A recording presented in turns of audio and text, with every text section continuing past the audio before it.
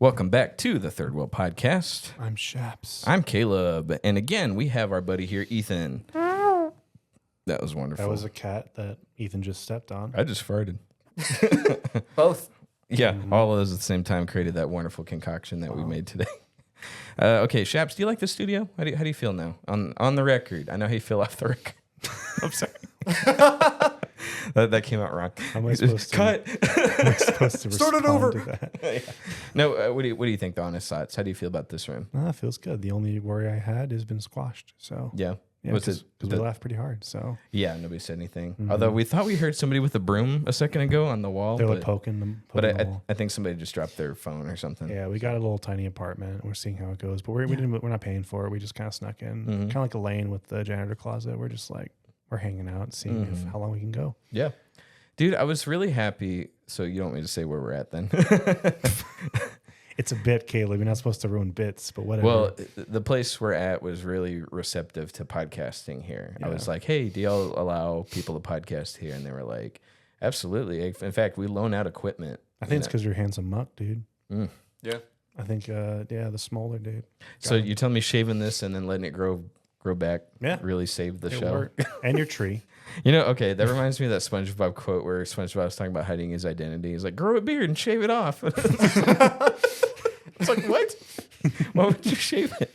Just not grow it, you know? So, anyway, I think this could be a good long-term solution. It's a good middle ground, I think, for you and me. Yeah. How do you feel distance-wise? Is it good? It's a much better drive. Is it? I mean, I thought not so. like closer, but Yeah.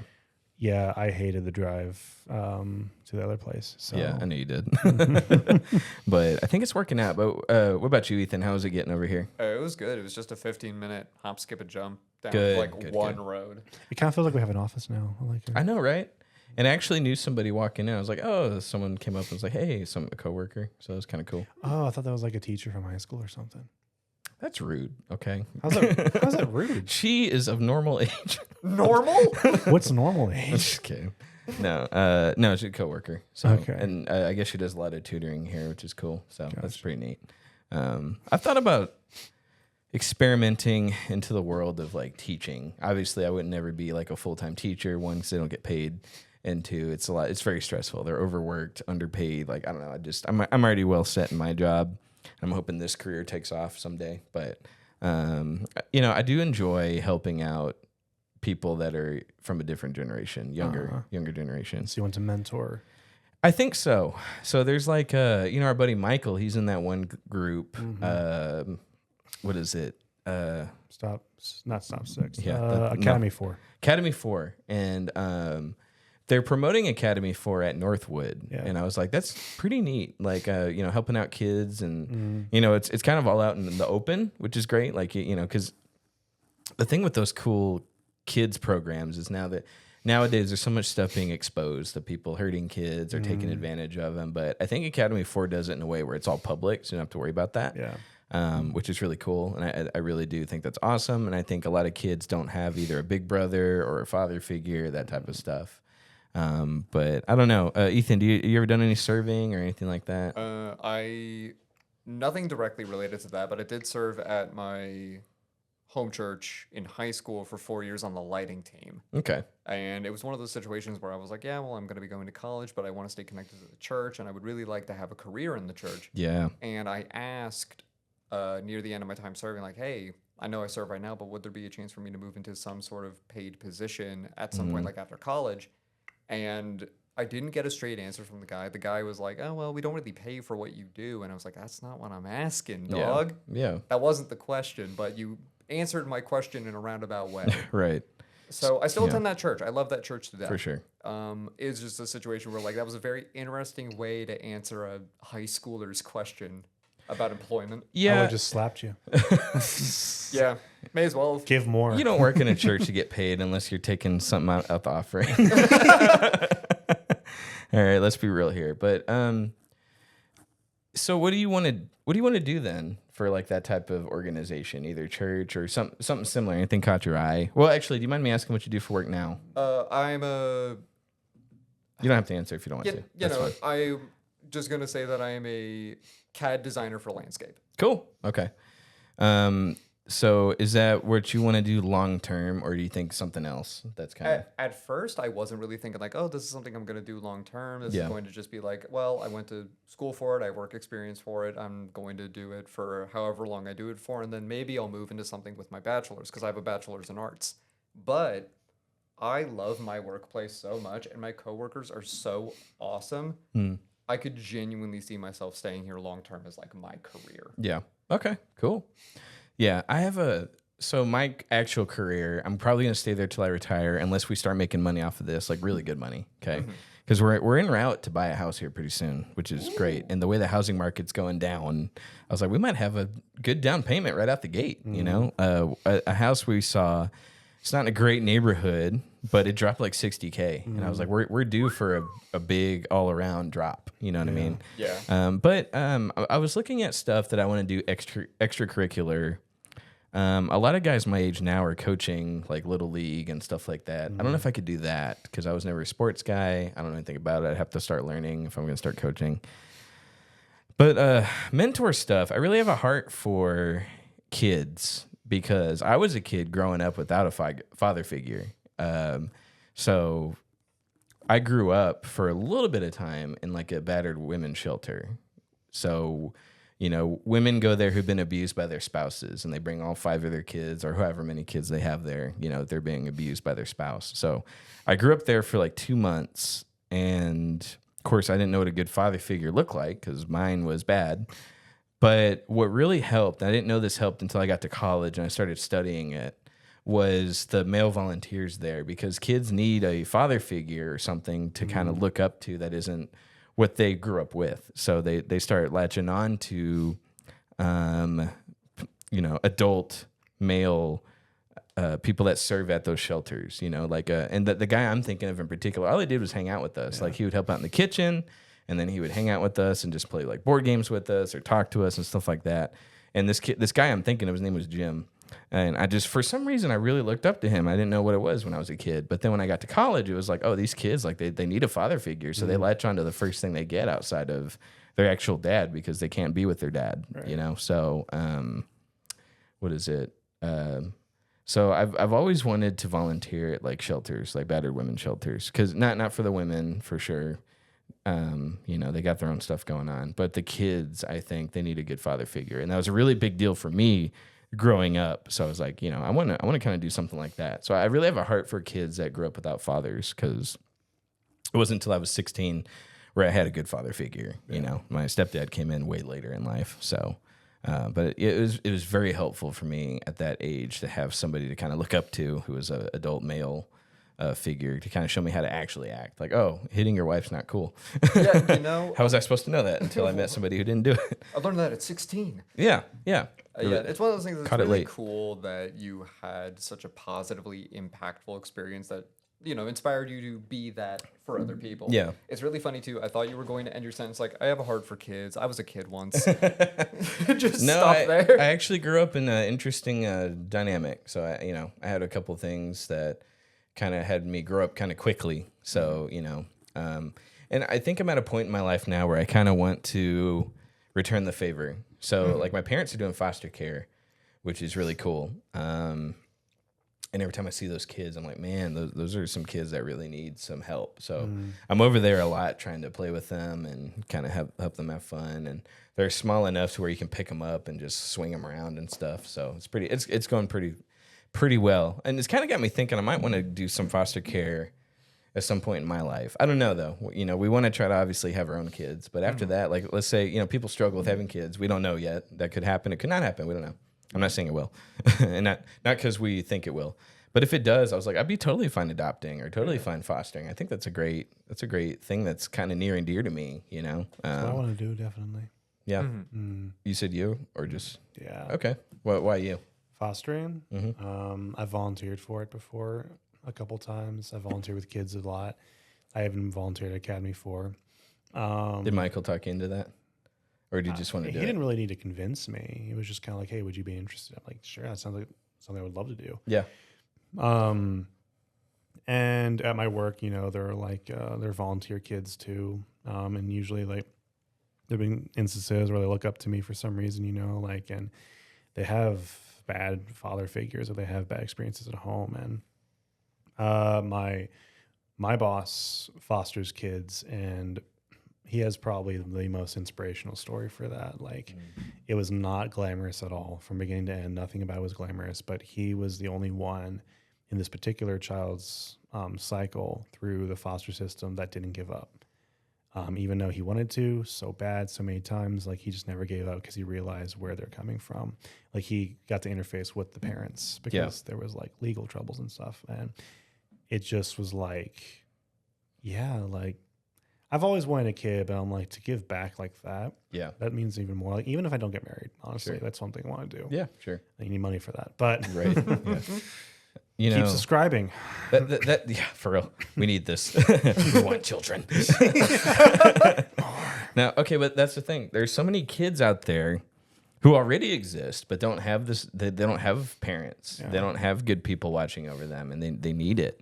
I feel for the kids that age out of foster care, that age out of these orphanages or adoption programs because nobody picked them This up. happens more often than you think. It does, and it's such a shame. There's not enough good people out there willing to pick up somebody else's kids. Yeah. And I understand the want to have your own kids. I totally get it, but there's such a need for all these kids that were born. They didn't have a say in it, but they need someone to pick them up and care for them. So, you know, at my job, we have National Adoption Day. That was this past Friday, and it was our court alone had like 6 adoptions, and that's great. But that's a drop in the ocean of how many kids. DFW apparently is in a really, really bad spot when it comes to fostering and adoptions, like homelessness too, but like, you know, just like kids specifically. Yeah. I'm like, man, that's just sad because like we have the most. I feel like I'm around a lot of people who would be great at it, but they don't really consider it, you know, because it's like we just want to keep our kids and keep our life, you know, the way it is. Which I'm not gonna bash you for it, but I'm like, you're right, it is a need, you know, like, and if it's a desire you have, like, just try it out, see what happens. Yeah. And like what my boss told me was that my last boss actually, he told me was like, nothing will prepare you. Like, you can't watch enough videos, you can't read enough books, you can't hear from enough people about like what's going to be like, and it's going to be way harder than you think it's going to be. It's going to be the point where you're breaking in every sense of it, but the amount of gratification you get from being able to supply just like a good home for one of these kids, because like it's actually rare, even in the foster system. Just because you're in the foster system doesn't mean you have a good home. Absolutely not. There are plenty of bad foster parents out there, terrible foster parents who abuse kids, and not a whole lot can be done about it, unfortunately, other than like the actual, because it's a business, like it's actual like company that has to provide these foster parents. It's not just the state, you know, like it's more people you have to rely on. So yeah, it's messy, but I'm like, I'd like to give back in that way, because I had like growing up, I had troubles with father figures, but like the few I've had, you know, like the few people who just entered my life for no reason. I don't even know why. They just entered my life, you know, like, and they spent time with me, you know, like they made me feel special, you know, like I'm like, I'd love to give that back. It's not hard. Yeah, absolutely. Honestly, it's not hard for a kid to like you. It's like, definitely not. It's one of those situations where it's like using best case scenarios, putting aside the unfortunate cases of poor foster parents. 6 adoptions in the grand scheme of things, like, sure, it's a drop at the ocean, but for the kid, that's their whole ocean. Oh yeah, absolutely. It means everything to those children. I feel like that impact is worth all of the effort alone. Yeah. You know, one of the speeches that was given was like, "This is the end of a journey, but beginning of a new one." It's like it's so interesting to think of it that way, where like a kid's whole life, whether they're 4 years old or they're about to be 15 years old, because you know they lived their whole life in foster care or something, or in CPS's care. You know, it's a short time to be adopted, but it's such that, like you said, that is the world to them. That is the ocean. It's so interesting to think of somebody on the individual level as opposed to looking at a big number or statistics and stuff like that. When you set aside the large number of stuff and you just look at the individual person whose life has been changed by foster care or adoption, it's like, it's really heartbreaking or heart wrenching, you know, maybe not breaking, but just like, you know, it's so emotional to think about, you know, watching some of these personal stories come in, you know, and like, man, this is really inspiring, or it's really sad or something like that. There's a really, you know, I guess I don't know if I want to go down this rabbit hole, but I took a class in college called victimology, and it went through all the different types of victims that there are of crimes, and the hardest one for me to listen to was child abuse. You know, and it's like, have you know, and has anybody read A Child Called It? Have you all heard of it or read it? I have not. Yeah, it's a really interesting story about this kid whose mom just turned into a raging alcoholic and would just abuse the crap out of him. And then his dad would just like turn on the game and just like just sit there and Just pretend it wasn't happening. wasn't happening. And then at some point halfway through the book, he just took off. And so I was like, this is the saddest thing. It's like nobody's doing anything, you know. The book is so bad. I mean, it's a good book, but the book is so bad that it had to start chapter 1 with him getting rescued because it's like, okay, as I read this book in the back of my mind, I know he's going to be okay. You know what I mean? Like, so the book starts with him getting picked up by CPS and being rescued because the rest of the book is so bad. You're like, geez, you know? Yeah, no, it's like, one of those situations where if you don't start with the ending, Yeah. you are going to feel hopeless the entire time. yeah. So, you know, it's interesting and it's really tough reading those books because there were other books we had to read where the kid didn't get out. But that was kind of one of the ones we started with. Really, really good class. I don't recommend criminal justice degrees. I really don't. And that's what I got and I regret it. But I do recommend those types of classes where you're like, this is like real stuff. It's like almost like an awareness thing.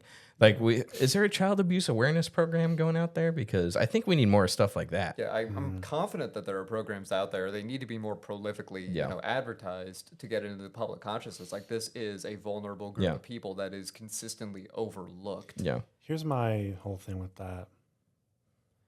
Who isn't overlooked nowadays? Yeah. The sad thing is that in the country we live in, the great thing about it is that everyone has a voice. But everyone also is overlooked in a way. Yeah. Because everyone has a voice. For sure. So I don't know what the solution is to say, well, this needs to be like way more like this attention needs to be given to this. But like there's also like 80 different things that's trying to grab your attention at all times. So how do we decide what is actually important? Is it offensive to say one thing is more important than the other? Now, in my opinion, I think child abuse should be like one of the top. Oh, yeah. Like number one, basically. And unfortunately, I see way more ads about other things, social issues, than I do about kids being abused. Now, America, take it for what it is. Even though it's horrible here for all these kids, it's actually way better than in most countries around the world where they're exploited by the government even, you know, so obviously it's not like giving a green card to American systems or anything, but saying like we have the opportunity to make a lot of change. And I think people are just so jaded right now, distracted by other things. It's like, because you'll see, I'm not going to name what it is, but a conflict comes to mind, a conflict that's happening across the world right now. You'll see thousands and thousands and thousands and thousands of people seeking justice for it. Some of them don't even know why they're seeking justice for it, though. Yeah. But right about the kid in the back, like you're literally your neighbor's kid who is being abused every single day, you know, that you don't know about. Yeah. You don't know about the injustices that are happening in your own neighborhood. You know, it's like, are you ready to take on the injustices of something else? Yeah. That's someone else's problems across the world. You know, it's like, that's my thing. It's like, yeah, we can say bring more attention, but in the honesty, I think that's just the flaw of who we are as a culture right now. I think it can get better, but I'm just saying like, yeah, I don't know. I don't know what that good that would do. The only thing you can do for yourself is just do something. Yeah. Like if you do something yourself and you have a lot of friends, and you have a lot of people that you have influence over, that's how it starts. It's trickles. You can't just get on a Twitter or you can't get on a commercial and say, this is happening, because then you're going to forget immediately. Right. But if they have someone personal in their life who says, this is the experience that I've gone through and I'm helping now, and this is all the great things that have happened because of that, you should get involved. Like, someone who you trust is telling you should get involved, and you get involved and you have stories yourself. It's all about stories, dude. So I think it starts with you, is what I'm trying to say. It starts with you of like how to make that change. And unfortunately, it kind of has to end with you too, because you can't force anyone to take that seriously as you do, but you can give them testimony. You can give them story to take away from it. Yeah. So I think in your own communities, just be the champion for it. Yeah. Don't rely on the government. Don't rely Right. on Twitter. Don't rely on celebrities. Just rely on yourself and your own abilities. You know, I would love if at some point in this podcast history, once we have a better following and possible monetization, I would love to bring on people with stories like that. Yeah, You know, that need I would to- do. I would love to have Yeah. donations, honestly, for organizations like Yeah. that. Show them. what Not, we not, care yeah, about. not even for our show, just to give to, like you said, Yeah, yeah, yeah. organizations that specialize in this type of stuff. Yeah. I want to bring on someone who specializes. We'd have to eventually start working on calling actual organizations like you're talking Right. about, but I really want to bring on people who are expertise in, I guess, abuse. So abuse of men and women in relationships. Because I've been in both. I've been where I'm the kid in an abusive husband to wife relationship, Yeah. and I've been in situations where I'm the guy getting abused and the woman is the abuser. And I want to bring on an expert, not just me who has a biased thing. I want someone to actually talk to me about, walk me through what I went through, and we can kind of bring out some awareness to men who are abused in relationships. You know, so I kind of want to go, but that's a long ways away. You know, we just now figured out the studio situation. Right. You know what I mean? So, and honestly, bringing someone on who's like, yeah, meet me at the library. We're going to do a show. That's a little bit harder to sell, you know. I don't know if we ever need to go to an actual professional studio at some point. I'm just glad we have a place that's like, Yeah, I think that's the word. studios should come with the scale of your production. For example, like this works perfectly great for I think so. us hanging out, talking about what Go we're ahead. talking about. Say it. Low subscriber count? Huh? You wanted to say that, didn't you? Joke's on you. I don't know how many subscribers you have. So as far as I'm concerned, you have 1 million. That is true. We said like 3 different numbers. Yeah, so we give them like 5 different Yeah, statistics. you guys keep throwing me curveballs, dare I say? But effectively to say like this works great now. But Yeah. as far as like getting on guests, like reaching out to organizations, Yeah. getting officials with like experience in the trade in a more professional setting, being able to expand based on the scale of the guests would be something that comes with time. Like Yeah, you're for saying. sure. You know, unrelated. Did you finish that video yet? The cartoon? Did they finish the color and everything or no? I paid him the rest, so Okay. yeah, it's coming soon. I I cannot want to wait say for that I know finished you product. asked. I know you asked me to send it to you, but honestly, I really just want to wait until it's done. Yeah. And then I'll give it to you. You can show it to whoever you want, and then you Sure. can post it. But Yeah. yeah, I'm really excited about it. Yeah, I just want to show my parents. Yeah, So, you know, I know that it's my mom's birthday. Can you send Uh-huh. it? Can you send me the black and white version? I want to show my mom for her birthday how cool we are. Yo, happy birthday Okay. to your mom. Yeah, Let's thank wait you. until her next birthday. And I'll send You jerk. it. I promise you. Anyway, unrelated. So, yeah, that's kind of where I see this show going at some point. I do want us at some point to start really making some kind of difference. And I agree, it does start with us. You know what I mean? And we could start now, to be honest with you, but I kind of would like to wait till we have some more actual Sure. active listeners that are like contributing every week Yeah. in some way to the conversation. Not even monetize. I don't care about the money. I make good money, like on my own. Yeah. But you know, once we have more of a voice, I would love to start trying to make a difference. You know what I mean? What that looks like, I don't know. But I think one of our strengths as a podcast is having these conversations. I really do think we have really good, strong conversations that get people thinking and talking about it. Yeah. You know what I mean? So, and I think that's if we start there. Someone's scratching them. It's me. it's your Sorry, it's my beard. Okay. Could you just a little bit Is that better? Your beard's a lot sharper than Bring it mine. like- I can't do that. higher? Yeah, just you can like, try. aim it towards you. Is that better? Yeah, it's good. All right. So anyway, yeah, I want to get there at some point. I think we could start now, you know, because like I figured out the resume thing and how it's supposed to look, and so now with our decent subscriber count, we could actually probably get some people. A on. year later, we're like sending it to the Movie Pass guy. I know. Are you familiar with MoviePass, Ethan? I'm actually not. No. Oh well, it's a company that was scamming people, and then Great start. yeah, the original guy, he started it as a real company and he wanted it to do really good stuff. And then he had to bring on some CEOs, otherwise he was going to lose investments. And those CEOs forced him out. And then when they forced him out, they ran the business into the ground with the scam part. And then he bought it back. And now he's actually doing well. Well, when he started doing well, a documentary came out about him. So I reached out to his company, and then they were conversing with us for a little bit about him hopping on the show. And then Or eventually, they never said that. They said like sending a representative or someone.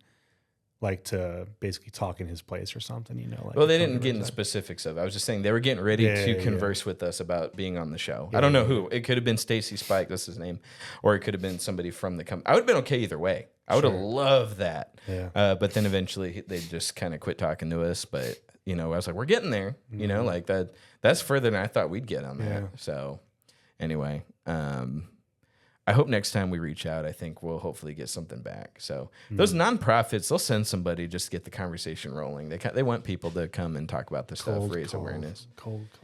So we'll get there eventually, but you know, just got to start somewhere. It's got to keep playing to our strengths. So I don't know. Anyway, I don't know where are we going now? I guess we could talk about how Ethan auditioned for the show. So Yeah, absolutely. It was In this very room. In this very room. Friendsgiving night. I don't even know how it started. I think we were just talking about movies, and then we got started talking about birds. And I have an unnecessary amount of knowledge of 2 wars against birds, and Caleb didn't know that there were 2. yeah. So you thought there was a war on drugs, right? you thought there was a war on immigration and illegals coming into this country, but no, there's something even far more sinister in this world's past. You know, so we're talking about birdemic, I think. We're talking about 2 separate bird-demics, one of which actually was the Emu War was actually declared an epidemic because it was having such a negative effect on agriculture. I actually know about the Emu War. Yeah, the Emu War. Why am I the only one that didn't know about this? That was taught in school. What? Yeah. Not in my school. Should wasn't have gone to taught- one of them rich neighborhoods. We're Yeah, like yeah, right. we're like a spectrum, like doesn't know, taught in schools, independent study. Baby. Yeah. It's like I wanted to know about the emu. Yeah, because the Emu War was funny because they were literally declared vermin by the Australian government, and they needed to be exterminated because they were tearing up farms. Which is quite common, honestly, across the world. And that birds aren't the only thing to do that, by the yeah. way. There's so many pests that farmers got to deal yeah. with. yeah, and they were like collaborating and colluding with the rabbits because they were tearing up the rabbit fencing, and rabbits were getting into the farms. Hold too. on a minute. What? Yeah, the emus were collaborating and colluding with the rabbits in Australia. So They had joined this, forces like, with the I was rabbits. gonna Yeah, say, they so- had this like Lord of the Rings. I know, no spoilers. This like evil pact. So they were having their own NATO summits. They were like, how do we fight Farmer Green? Viva Yeah, literally. And so they had a month-long war against emus where they were deploying wait. machine gunners. I apologize for stopping you every 5 seconds, but I have to ask. So the emu, what were the emu doing to the farmers? Let's just kind of go slow here. Okay, so And then the rabbits. I want to know what the rabbits were doing. So the emu were just getting into farms and eating up the crop. They were basically crippling Australia's agriculture by getting into and their these farms. economy. Take them down from the inside. Yeah. Yeah, taking them down. You from stop the food, you inside. stop the money, you stop the country. Exactly. They were. Ask COVID. It was the like waiting game kind of coup where it involves just eating a lot of vegetables. Okay. And so they were disrupting agriculture, they were disrupting the economy, and so the farmers were complaining to the government. And through 2 prime ministers, they were trying to get their crops subsidized so the farms wouldn't go under financially. The first prime minister promised it and then didn't do it, and then he was going to do it again, but when a different one was elected, he canceled the subsidy that was going to go to the farmers. So instead of giving a subsidy to the farmers, he declared a war on emus in 1932 and deployed machine gunners to take care of him. Unfortunately for him, emus are faster, stronger, and more coordinated than he expected. So he would send the gunners out, they would fire, and they would just scatter. And emu flocks are like, they go from a few to hundreds. So the first one failed. The second one they sent out, they were trying to ambush them, but the guns jammed, and the emus escaped. I'm sorry. I just picture like they're hiding in bushes. Like we're gonna get the drop on these. No, literally, that was literally what they were doing. Yeah, They were okay. hiding. It's like, they oh were no, hiding. the them. emus the rabbits took over our bullets. Yeah. You know, the rabbits took the bullets out of the guns, jammed them up. It's like you want your carrots back, and you shove it in the gun. Yeah, exactly. It's like they were like putting pebbles in the chamber. Yeah. It was really funny too. So when because- did the rabbits come into this? So the rabbits were in it in like 1929. They were kind of like a preliminary force before they were just declaring war on emus because they were like, rabbits are hard to shoot. Let's shoot the big bird. And so what ended Big up bird. to kill Big Bird. No. A is for a-hole. And they were doing so poorly against the emus that the parliament was making jokes like, yeah, the only medals of honor we can give out are to the emus because they would keep winning all the conflicts. Yeah. And after a month of this, they were like, we can't keep wasting military resources. We concede to the emus. Okay, what the heck? What else do the Australian government have? What is their military doing, huh? The military is also not assisting the prime minister who allegedly crapped himself in a McDonald's. The war started on November 2nd and it ended on December 12th. The same year? Yeah, same year. So, so It was a month-long war between the Australians and emus. birds. Yeah, and the emus won. So they told the farmers, just expand your fencing. You're going beyond property lines. And then environmental advocates came forward and were like, you can't do that. It'll mess up their migration patterns. And so 60 years later, 1999, they put emus, and let me rewind a little bit. To do this war, they took emus off of a protective species list. Okay. And in 1999, 60 years after the conflict, they were put back on the list. Okay. So for 60 years, they kind of held this little grudge for losing a war to emus. And they're like, fine, good luck, buddy.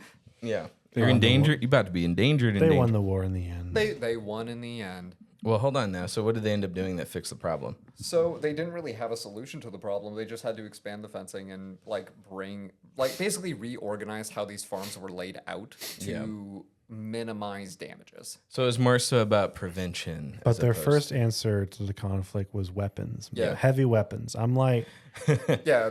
get out of your lane, Australia. That's America's solution. Yeah, Don't, no. don't even. Did you know at one point in America's history, now that we're talking about like bad ideas, wolves were considered a pest, right? I remember Yeah. that. And so I don't remember what time period this was, but it was a while ago. So they said, just kill all the wolves. Yeah. Take them all out. And then there are pictures of people lining up dozens and dozens of wolves that they killed. But then they realized, oh shoot, now there's too many deer. So there's like footage of like a billion deer running across the field. Like, what do we do? Shoot.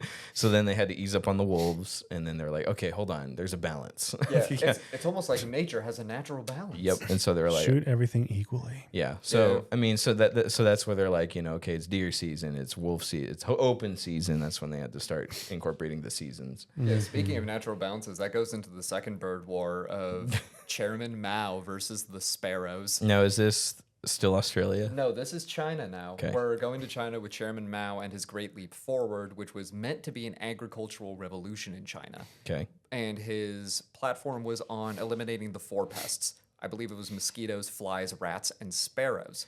Now, hold on a second. How do mosquitoes feed into the ecosystem? Do they do any good? I think they exist as a unifying element for all other species where everybody can agree mosquitoes are cringe. Yeah. Okay. That's so what I the thought. actual answer. For real. I think they're just a food source, honestly. For who? Not us. Frogs? Birds, Reptiles? Sparrows. sparrows. Emus. I mean, just like rabbits. Wait a minute. unfortunately, they spread diseases Right. a lot. So what good did they do? So you're just saying that frogs eat them? I think honestly, it might be population control because of the diseases and the parasites. That might be part of it. I'm not sure. Maybe it might be part of some cruel element of the Like natural if balance. you have too many cows and then they start injecting cows with all these diseases, With and the these- mad cow disease? Yeah. So I think it's somehow cyclically. Now, what I don't get are roaches. I don't get why those things are a thing, but Well, now we're getting to stuff that I didn't research this part. Yeah, I didn't research roaches. I just know about birds, man. Yeah. Yeah. Well, now we know sparrows. You know, I watch Hunger so- Games.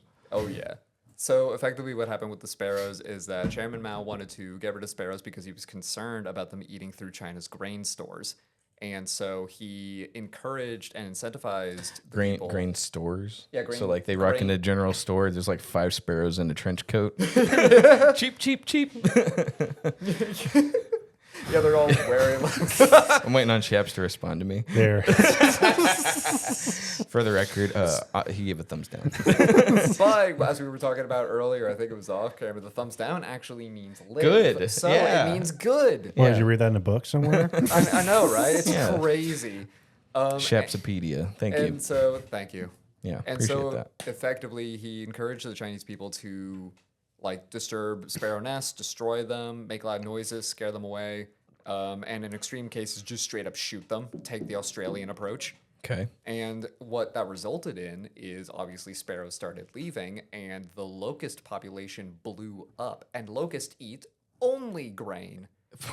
And so Nice. they tore through and were a huge contributor to the famine that followed. And so Chairman Mao, before he died, changed the fourth pest from sparrows to not locusts, but bedbugs. I don't know why. Objection.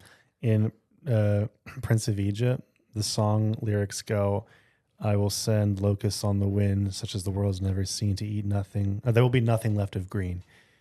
Grain's not green, dude. Grain's not green. Yeah. well, You're going against the Bible right now. Yeah, Ethan. yeah. Hot seat. That's Yeah. crazy. Hot seat. And DreamWorks. Yeah. Take it up with Wikipedia. But effectively, no sparrows made a lot more locusts. Locusts created problems, and problems created sparrows being taken off the pest list. So that was 2 wars lost to birds. You know what? Let me look this up. It What just are sounds like it sounds like you always lose to nature in general. You couldn't even beat the wolves. Let's see. American pest list. I want to see what America considers a pest, where it's Yeah. like they just no fly zone, get rid of them. Flies are probably on the list. All right. We have ants. Yeah, Really? I agree to that. I agree. Why? If they're in your house, I have no mercy for them. Well, that's different. You don't want them in your house, but why can't they hang out outside? Oh yeah, I have no problem with that. Yeah. No, I agree. Any of these in the house, you get rid of them. Okay. I mean, they're kind of semi. I guess they can be dangerous, but depending on the ant. But I mean, if you're cold, they're cold. Let them in. Let's see. America's top nuisance pest is an ant, at least according to this article by TurnerPest.com. thanks, Turner. Okay, so ants. I like ants though. I don't think they should You be. like ants? I do. We used to mess with ants when we lived as kids. in Missouri. I love taking their legs off and seeing them squirm. Well, you like- ever drop food on it and just watch the ants go to work, you know, and then you come back the next day and your Oreo's gone, you know? I just thought that was cool. I really like their setup. Apparently, ants, society-wise, are the closest to humans. not monkeys? No. No, apparently ants like their structure. Do you see any monkey pyramids? No, I see ant pyramids. though. Have you looked? And it's also a thing of ants. right, I'm Whenever sorry. they have whenever ants have a sick member of Okay, their I'm just colony- thinking about us three right now. I've seen 3 monkeys look and act exactly like us, what we're doing right now. I have not seen 3 ants sit around talking about nothing for 2 hours. I have seen. That's fair. Now, all I'm saying is that I have seen plenty of ants in Australia talking about the collusion between the emus and the rabbits and seeing how it would play out. For Yeah, the they're probably humans. jealous that they didn't get any of that action. Yeah, they Yeah. probably were like, "What the heck, Who's guys?" okay? Who's number 2? Okay, so this is just Google. Okay, so It's great. cockroaches, which is lines Told up with you. what you Yeah. said. Okay, but let me see. I think I can click on this. Cockroaches are large, night-active, fast-moving insects with a broad, flattened body. They're Yep, bottom yep, yep, yep, yep, feeders yep. too. They can cause childhood asthma. Identification: most cockroaches have a flattened oval shape. Okay, got that. Cockroaches are better at hiding than you are at finding them, and their eggs are naturally protected from many over-the-counter insecticides. That's great. I love that. I love knowing that. Let's see. It doesn't say why though. Okay, so wasp. So the Yeah. wasp nest. What? What do you mean? No, I have firm opinions on why wasps are kind of awesome. Because they can pollinate. They can pollinate, and they also eat pest insects. Yeah. They are an active, like. They eat assist. mosquitoes too. Yeah, You still don't want a wasp nest on your doorstep, right? I do. I mean, wasps are one of those like. No trick or treaters. No, I'm not asking if you have one, but why would you want one? So Okay, here's you the did thing. answer that question. Wasps are a. Was if- expecting if that. you don't bug them, they don't bug you kind of bug. Yeah, but they do bug you by posting up right on your doorknob. So When I they helped, post up on the door- I helped a guy move recently, and this is really funny. I knew the wife, I knew the husband, and we were helping them move, and there was 2 wasps in their new place. And I was just with the guy, and he was like, we got to get these wasps out. And I'm like, oh, they're kind of mind their own business. Maybe they'll fly out once we open a door. He's like, no, we cannot continue until these wasps are gone. I talked to his wife about it. I was like, is he like scared of wasps? Which is fine. And she's like, not that I know of. And then they talked about it and they're like, yeah, he's really scared of wasps, come to find out. Whoa. Because she had to kill the wasp for him. I'm like, hey, buddy, no shame in that, I guess. No, there's but, shame in like, that, you big boy. So I bought him a can of wasp Yeah. spray. Because I'm like, honestly, dude, like, yeah, they're kind of scary, but you just gotta brute force it, you know, like just punch them. Just Yeah. do whatever you can. spray them with anything, honestly. Like air freshener will freeze our wings a little bit. So Speaking of killing wasps, have you heard about that gasoline trick people are doing with plastic cups? The what trick? So there's a trick where if you fill like a cup with gasoline and then you cup it over the nest, the wasps will leave the nest and they won't be able to breathe and they'll fall into the gasoline and drown. But what I like to ask is, why would you risk splashing yourself, your home, with gasoline? And if you miss, you have a bunch of because pissed off wasps. it's a wasp. That's And no, I'm telling you, all over the internet, there is 100 billion ways, life hacks to kill wasps. But just look it up. Ways to kill wasps. Bro, what is The list wrong with never ends. Raid? Why can't the classic get a can of No, Raid? because you know why? It's satisfying to find the most creative way to kill wasps. Torching them, dude. Like, that's amazing. You know what also is great? This is how I kill cockroaches. Compressed air. You hold the can upside down, freezes them in place. They just turn to a rock. Oh wow! It's fun. It's amazing because like they can't run because their legs freeze immediately. So they just go pss, and they're done. Like, they're just, you can kick them across and then just go. It's awesome. Speaking of I've done that to 2 cockroaches, cockroaches. I'm like, imagine spraying a wasp nest though. Go. Pss, they can't run. They can't do They nothing. just freeze. They freeze. I'm like, Okay. that's fun. That's That satisfying. actually does sound kind of fun. I can't laugh. Speaking of cockroaches, I found what they actually do for ecosystems. I know they're bottom feeders. No. Yeah, Stop. You've had enough to talk. Ethan, let me do this. Cockroaches are professional recyclers, chowing down just about anything, including dead plants and animal waste. So they are part of the decomposition Yeah. cycle. Just like flies. Like, I knew that. I'm just saying we have flies, so they're not needed. All I'm saying is I feel like cockroaches are like the digivolved fly. Like, you just have everything. Like, they're given armor, they're given guns. Like, you know, they're just rolling. What do you mean guns? What do they have? I don't know. I mean, they're big. I mean, Have look, you seen a Glock 19. a cockroach Yeah. Glock? the Glock roach. Yeah. No, so that's the thing. Like, we have, yeah, I knew they were decomposition, but like we have so many things I attribute to that. And like, what do cockroaches do? Well, they swarm, they hide, they lay eggs that you can't pesticide out. They survive nuclear wars. They survive if you take their head off, and they bite people. Like, and they fly. A cockroach ain't bit They me do. before. They bit a family member of mine before. Oh, I'm so sorry for one that. No, of- so they do. You're the exception. I will I'm say- the exception. Look it up. They do bite. According to Snowpiercer, they give back. You can make protein bars out of them if you have a big enough grinder. If you, And they yeah. cause asthma. Like, dude, they are just, and they just fester and fill. I said, have you seen Fear Factor? Yes. Yeah. Okay, they're very nutritious. Protein. Have you ever seen the knockoff show, The Tester? No. What's that about? It was that show that PlayStation put out on like PlayStation's network where they were I like, already hate this.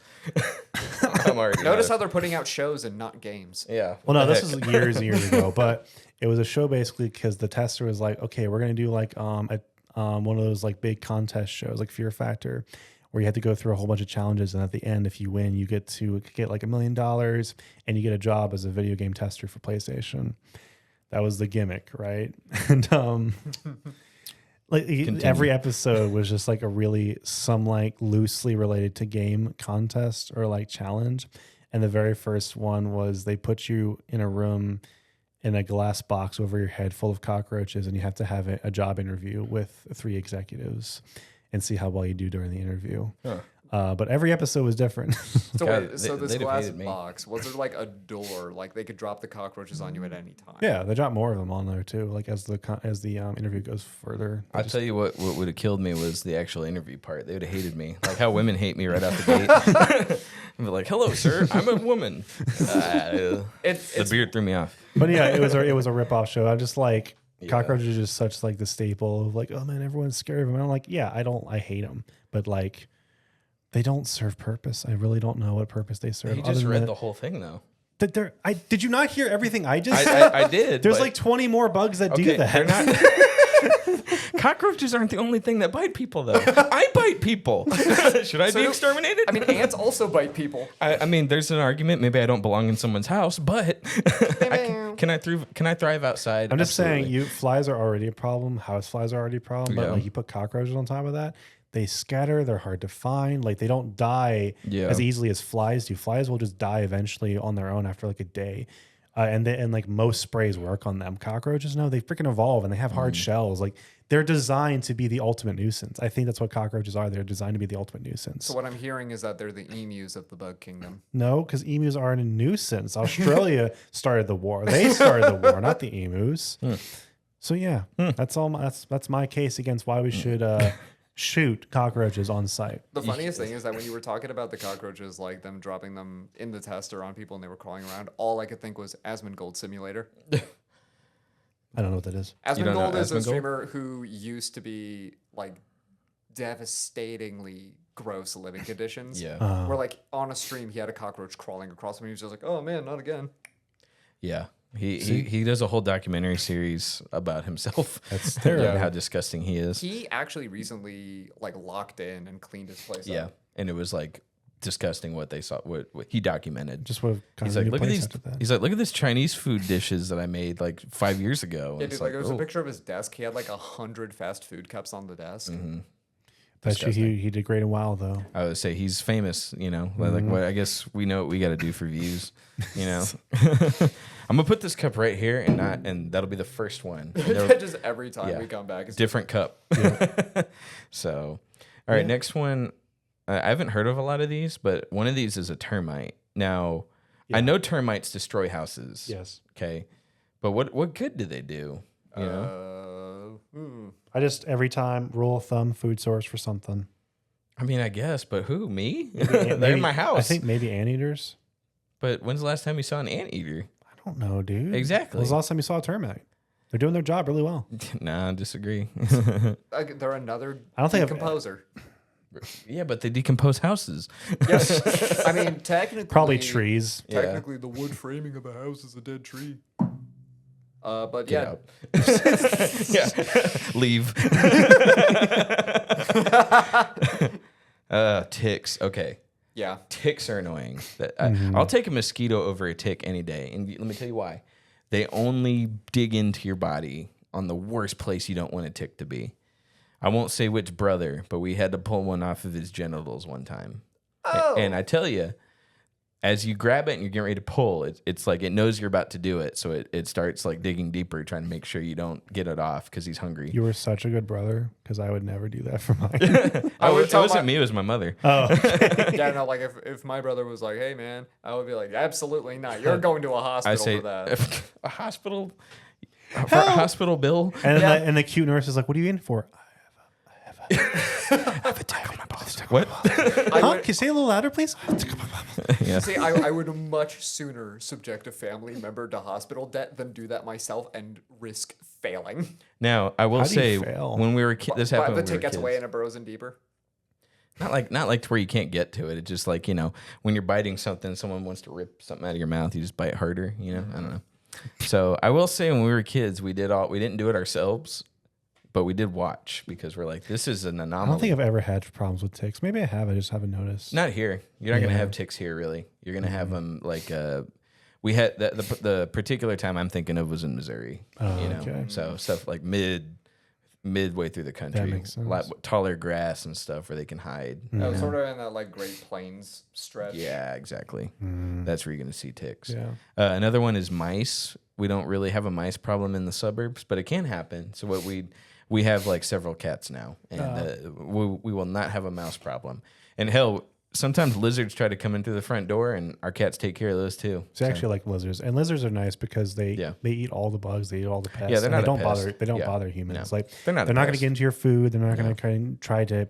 They want to stay outside. Yeah. where all the bugs are. They're not going to try to get into your house. Not the lizards at our place. They like to come in. Really? Yeah, Yeah. the crazy thing is that those like really itty bitty lizards. Yeah. One time in my senior year apartment in college, one of them got in. I was trying to catch it and put it back outside, and my roommate was just like, "Just stomp on it." It's like You know, a lot of people have no tolerance for Whoa. lizards. A lot of people, which makes me sad because I kind of grew up with lizards, and my mom loved lizards. So like she taught me how to catch them and send them free. But like everywhere I go, people are just like, oh, they're just like a fly or something. You know, smash them. Like no, No. they're a little different. Like Yeah. they are generally helpful for a lot of things. So keep them around your perimeter. Just saying. Yeah. No. So you'll pick up a lizard Yeah. with so, your bare hands? Yeah, there was one time my mom wanted my help getting a lizard out of the house. It was a green one about like yay big. And I she couldn't catch it in like a container, so I was just I had a green sweatshirt on. I was putting my arm by it and it hopped onto my shirt, and I'm like, all right, Ma, open the door. Yeah. You have to kind of be forceful a little bit. Like you can't be like scared about it. You just have to You rip have 'em. you have to either, or you have to be like Can't do very it. in their face. You can't and you they'll can't just hold a get on you. lizard? Nope, can't do it. Really? Can't do it. Sorry. That's why I asked you, because like I'm a big wuss when it comes to that type of stuff. Yeah, they just feel like a little slimy, I guess, but like not Yeah. like slime. Yeah, no, Yeah. I'm sure. Like my dad forced me to touch a garden snake, because he'll pick it up and like, okay, kid, I like snakes too. All you reptiles. like nope. snakes. I like all reptiles. The mic. I don't like snakes. So I'm volunteering for this. Did I say this already? I'm volunteering for this hiking trail now. No, Me and my buddy are now back to volunteer work. we maintain this biking trail where we just go up and then we clear debris off the road. Most of it's trees because there's a lot of beavers in the area, and there's also a lot of flooding. So the city won't take care of it, so it has to be independently maintained. So we just take a couple chainsaws and we start like sawing away all these trees. But there's snakes on the road, big ones, like really big fat snakes. They just kind of sit there or they scurry away. Like they're not gonna like attack you for no reason. I just like it being in that nature, but like I love snakes, dude. All reptiles. There's turtles there too. Love the turtles. Love me some turtles. Had to save one I actually. say I don't kick the ball for the dog at night in the grass Because you're afraid of the snake. I'm afraid of something biting me. Yeah. A really good friend of mine has a couple of ball pythons, and they apparently need huge enclosures, like bigger than this table, or really about as wide as this table and about as tall as the mic. Like they need space to grow because I think one of the snakes right now is like 3 feet long. They get big, and Yeah. I hated having to take care of them for a little bit of while. Like I'm glad I did it. It's good experience, good exposure, but at the same time, I'm a rodent guy. I like rats, I like mice, I like hamsters, I like all those kind of Yeah, little you're a dudes. I just freak. bought mice Whoa! recently. You bought I mice? just had a mice experience. Yeah. Yeah, and so it was one of those things like I did not enjoy going to PetSmart and having to go to like the little gas station ice cream freezer and be like, oh, what size of frozen rat do I need? It's freaking gross. It's so bad because they give them to you in these little Ziploc bags and they're like all shrunk wrapped and like cold and wet. And you have to heat up a mug of water till it's like hot. And you have to put them in the water and let them sit there and just stink up to get them like warm again to smell like food. And then you have to take tongs and you have to dangle it in front of the snake until they strike. And I hated that process because being a rat guy, I don't like doing that with a rat. But you also can't, in my opinion, I don't know how you feel about it. I do not like the idea of live feeding because even though I don't like snakes, I like less the idea of the mouse digging out of the snake and killing it. They can dig out of a snake. Yeah, so if the snake fails to constrict correctly and kill the mouse and swallows it, the mouse can just dig claw out. out of the snake and kill it. That's fair because I know as a method of torture, they do a thing where mice would dig through the human. Yeah, they would that suture makes in. sense. Yeah. Yeah, you're right. Okay, But I don't This is know, weird. you being like a snake guy, I don't know how you feel about Oh, I live don't feeding. own snakes. I actually own mice, but Oh, nice. I need to upgrade to a rat because You own mice? I Yeah, didn't how know many, that. How many mice do you own? Well, story goes, Continue. this was election night. I went to PetSmart, Petco, whatever those, and being around animals usually keeps anxiety down. So I was just around animals, and then I was like, I can't really buy like a dog or a cat right now. I'm just too busy. I would love to, but I can't. Ferrets are expensive. They're like $600. Yeah. And fish are boring to me. But then I saw like the mice are like $6. I'm like, how hard can an animal this cheap be to take care of, right?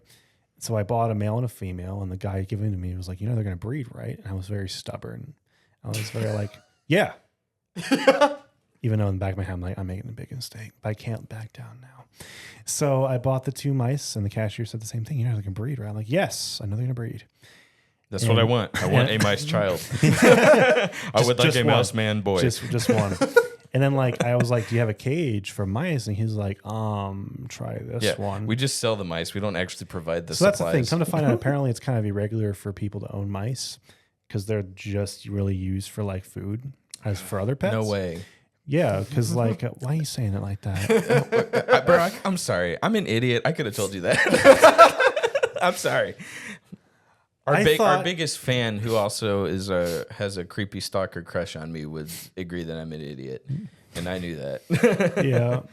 Well, you calling me an idiot then? That's fine. I thought mice would make interesting pets. Well, how is that working out for you, buddy? Well, the I male, want to hear the conclusion. the male started started going to town almost immediately. So I was like, I thought I was having a day maybe, but no, he was like, yeah. He's like, I've been out to sea for 6 years. I am tired of mouse corn, and I'm ready for the real thing. She was cute too. But That's an attractive looking mouse right there. So I took him and then I brought him back to the pet store. And the guys must have thought I was like bringing them to feed or for experiments or something. But brought him back. Couldn't bear myself to throw him out because I'm like, I just ruined this mouse's life. Nice. I can't go any further by throwing him out. I'm like, I just gave you potential future family right now. And I'm taking you away and throwing you in the cold. Can't do that.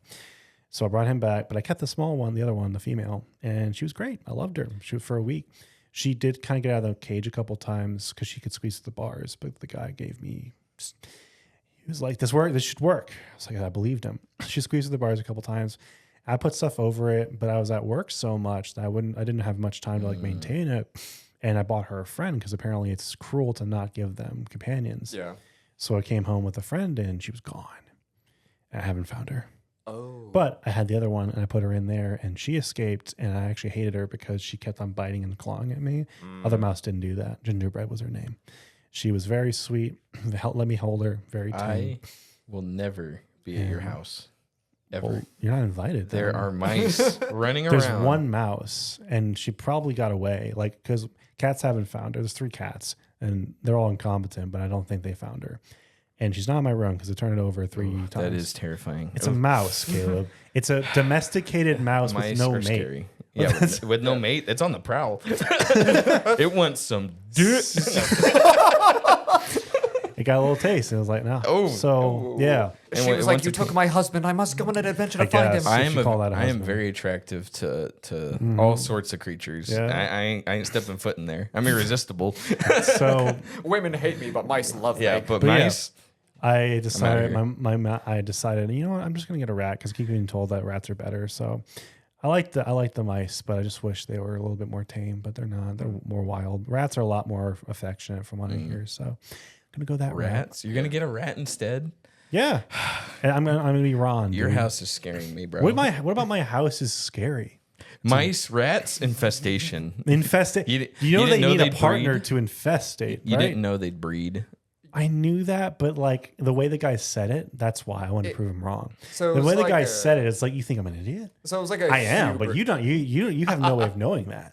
So it's like a hubris thing where it's like, No, it was totally a pride thing. It was totally. It was stupid, yes, but it was a pride thing. Like I can't have these 2 guys telling me what I can and cannot buy.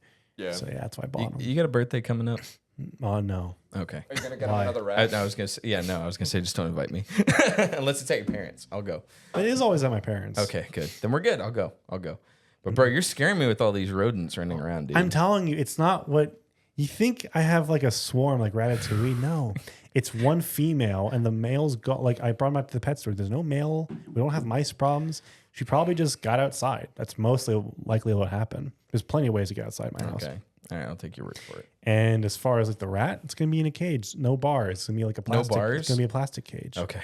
Yeah, No bars, just open. You're for open season. And again, rats are like, you'd be surprised. I've looked up videos, like rats are way more just like compliant, just like they're not going to try to get away at every second. Like Yeah, I they're, guess if YouTube said it, it's true. Yeah, the thing about rats though is that they're actually pretty smart. So they understand that you are a caretaker. They understand that you are a part of their pack right. because they're taking care of you, and they are willing to be affectionate with you because they understand the relationship. Mice don't.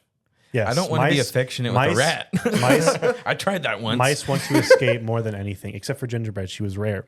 But like, cause she wouldn't try to jump out of my hand, but I wasn't there a whole lot. She probably got lonely and tried to escape. Yeah. I I tried dating a rat once and then she dumped me. Her name is Grace. And with that, we will end this episode. That was a great joke. You just don't get it because you weren't there. I think you're I funny, should, man. you know what? I'll be there next time. Yeah. No, you won't. I don't know whether to give you a thumbs up because that means I'll kill you in Rome, or a thumbs down. Doesn't matter. I'm the emperor. Yeah. Okay. With that, I think that's a good place to end, unless you have something to contribute to the rat thing. Nope. All right, cool. Good. No more. This is stressing me out. All right. I will see you guys next time. if there is a next time. I'm scared now. Oh, okay, so the rat torture that you brought up, I bet that's your biggest fear. Now it all makes sense. Instead of cockroaches, we put rats in the tester box above the job interview. You're hired. Okay. All right. With that, guys, thanks for hopping on, Ethan. That was great. It was great having you. This was a lot of fun. Yeah, I'm glad you liked it. So, all right, guys, we'll see you next time. Next week, hopefully the studio thing is working out pretty well. So, guys, we love you, and we'll see y'all next week.